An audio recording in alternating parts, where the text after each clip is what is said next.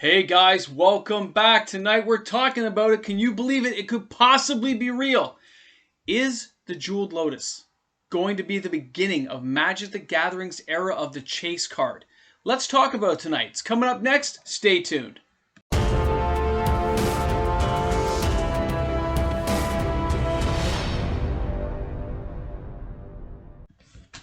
Hey guys, welcome back. MTG Moxman here. I hope you're ready for a conversation tonight. And if you are new and somehow found me in YouTube land, well, welcome aboard. Come join in the fun. We're going to crack a Weatherlight box before you know it.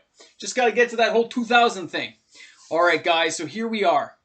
We are talking tonight about chase cards and the possibility of chase cards truly entering the world of Magic. You know, it's that cardboard game we love to play. And I know I'd made comments in the last week or so, a few offhanded comments about some of this, and I just want to put all those thoughts together to give you guys some real insight of how my brain is processing through all this stuff. And the hints I think I've had. And you can tell me if I'm wrong, I don't care, tell me if I'm wrong. But these are insights I have had, little epiphanies as I went along. So we know that it appears the Jeweled Lotus is much harder to get inside of boxes than people thought. I was comparing to things like Zendikar Rise when I originally was going to open my boxes, and I expected kind of similar results. But it really threw me for a loop, opening 5 or 6 boxes of the stuff on the channel and not getting any. And then one of my patrons got lucky and got one. And then I myself personally got lucky on one. And then we opened 3 or 4 more boxes and nobody got any. And then you watch other channels like Alpha Investment, he only got like 5 or 6 in like 40 boxes. I saw other channels where people opened it, they got nothing. I have some friends who opened it. One got lucky. 2 other friends got nothing out of 2-3 boxes each. It is a harder to get card. But does this mean it's a chase card? That's the question. And I'm not saying the Jeweled Lotus itself is a chase card. I'm not saying go out and buy it. I'm saying I think Wizards is testing things out. I think Wizards has a plan. They always do. And before they jump into something, they like to play test it. So let's just go through the steps of what I think they play tested it for. When we go back to the original Zendikar in 2009, Wizards of the Coast went on the secondary market and they bought Power of 9 cards. They bought those Power of 9 cards and they randomly inserted them into booster packs inside of Zendikar. And when you bought the boxes, you actually have a minuscule chance of first printing boxes of getting a Power of 9 card. I was actually at a game store, 401 Games, when a guy cracked a Time Twister. It was kind of beat up. We thought he was faking it. And then when you start reading the boards and stuff, you found it was real. Okay, but at the time, we didn't know that. We thought he was just pulling one over on us. So that was the first time I'd ever heard of something like that. A true chase card. Very hard to get. Like 1 in 60 boxes type thing. 80 boxes, 100 boxes, 1,000 boxes. Whatever it was, super hard. Then you went ahead a couple of years, and then they brought out Battle for Zendikar. Battle for Zendikar had our first expeditions, okay? The very first ones. And they are not all created equal. There was like cheesier ones like Sunken Sea, right? Which was, was okay. But then there was the good ones like Arid Mesa, right? Like, Scalding Tarn, the good ones. Not nearly as valuable, though, as Power of 9, are they? Right? So in an era where people are starting to really invest in Magic, and people have put some serious money, and we've been talking about this for a week, and I will have more videos coming up on what's been happening with the reserve list, but I'll do that later this week. For this video, we're just talking purely about that chase card and the possibility, but I'm also picking on the points of what could mean the chase card is important. Wizards sees all these sales happening on the secondary market. They see people trying to grab old product. Old product is basically considered a chase thing now because it's so hard to get. Okay, if you want to open on your YouTube channel, if you want to be a cool guy and say you've got some, you have to have it, or you're going to pay thousands of dollars per box. Now, I want to jump ahead here for a second. This is Zendikar Rising. Now, inside here, the very top is in the sleeve, is a single little tiny promo pack. And inside we'll have some form of expedition. That is not a chase, okay? But Wizards is taking detailed analysis to see how well this is selling. Because by putting this card in there, they're saying, hey, there's something special in this box. Almost like the box of the bottom of the old Cheerios box in the 80s. See what that little prize is at the bottom, right? So they are testing that out. Then, set boosters. Something special in here. Something rare, something unique possibly. But is it really? Not the first set. but they're refining the set boosters to make them better. They did give you a lot of rares, but rares aren't really rare anymore. And then they put that promo pack in here. Wizards is trying to find ways of getting cash. They've seen what happened in Zendikar. They see what happened in Battle for Zendikar. Now Zendikar Rising came and they're still testing those waters out. Then they went ahead and they did our awesome Zendikar Rising Collector Booster, where you could get 4, I got 5 expeditions in one of these things. Only 2 were decent, but still, they're still expeditions. Inside here, you telling me they're not doing research to see how well these sold with these in versus ones that didn't have it, like Throne of Eldraine? Wizards also controls their print runs, okay? They control the track printing on how many times a rare actually is a rare.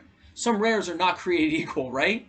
You're not going to see, like, I would not be surprised in Kaldheim if the modal flip lands we see are actually harder to get than the last ones. They can make them harder just by changing that track printing. Don't think they're not thinking about it, or it may have already happened. I'm calling that now. I talked about it in a video last week, but I'm calling it now. Stamp this one. When Kaldheim comes out, let's see how many lands we get compared to our last one. Let's do a cost analysis on that. But here, they put 2 promo packs in here. Plus, there was a chance for foils. Kind of like a chase card. Not quite the same level as a real chase card. Then they went ahead in the same year, a few months later, we had Commander Legends. And this is where the Jeweled Lotus came in. This is where my idea formulates. It says, whoa, whoa, whoa, hold on. Look how these are all doing. Now, they planned this years ahead. Don't get me wrong. This isn't like a sudden move. But they had it in stages so they can calculate out how they think things went, how the sales went, how the reception was from the market, what the board said, what the aftermarket is saying. Now, we know the expeditions really sunk in price. For a while there on this channel, I did comment on how cheap some of these foil expeditions were, and I got a lot of them for the channel. And I gave a whole bunch away because I was buying them for like $6, $7 each. Foil 4 expeditions? That's ridiculous. And the market will rebound on those. But at the same time, when we saw the first full art foil Jeweled Lotuses selling from the collector boxes, you're talking $1,500, $1,200, amazing amounts of money changing hands. And you could say, no, it's just a one-time deal. Just a one-time deal.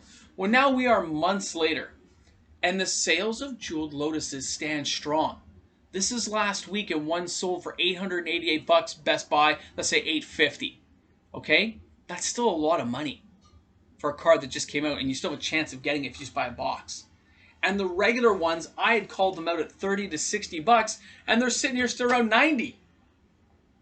Because they are not as easy to get as people thought. When you jump over and you see a full art extended for $140 still, with shipping and import fees, it's around $160, and then a few days later, one sells for $190. They are holding their price. And with the rarity of them and the fact there's no more collector boxes coming, apparently, from what I've seen, my store said they're not getting any. The few stores I checked around didn't have any. I think 401 Games still had some, but they've jacked up their price. They raised it like $80 a box to try to keep them in stock, right? So it just shows maybe they're controlling their printing to the point where these do become a form of chase card. And this is their preliminary exploration into seeing how they do. If the regular ones in draft boxes, I opened 10 draft boxes between patrons, friends, and a store that let me do it, which is Up North Games. Ryan, you're awesome. When that happened, I opened a whole bunch. 1. For all those boxes, 1 was found. Okay? 1. Out of all those drafts, 1. So 9 boxes didn't have it. 1 box had it. That's pretty weird, right? That just shows they're really controlling the printing. So it is truly rare. It may say it's mythic, but it is truly a rare card to get. I have it right here. Right behind us there. Okay? My foil one I got from my collector box. Just sitting there for you guys to take a gander at. It's just sitting there. Think about the price. Think about what they can do if they truly make chase cards. Would you guys be interested if they had a chase card for draft boxes, a chase card for collector boxes, a chase card for set boxes? They had different cards you could only get in that particular box in a particular printing of it? I don't know. Right? It'd be curious to see. And I think Wizards is testing the water on this to see how viable of an option it'll be if they decide to go this route. They've looked at the other markets. They've seen that Pokemon does it. They see that Flesh and Blood's trying to do it with the cold foils. It really does make you wonder how far Wizards is going to explore into the fact that they can probably get away with it. And we as investors, as players, will want, if it's good alternate art, you're going to want it. I know I would. Right? If I can afford it, I'd dive in too.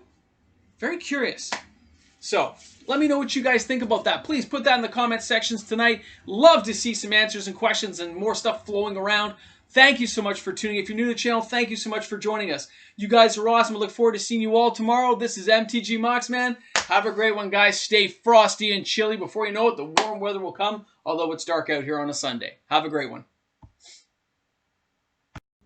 Hey guys, big shout out to my patrons. Thank you so much, guys, for making everything possible. You guys are amazing. All right, guys, remember to shop smart, shop S-smart, and we will see you guys again on the flip side. Have a great one. This is MTG Moxman.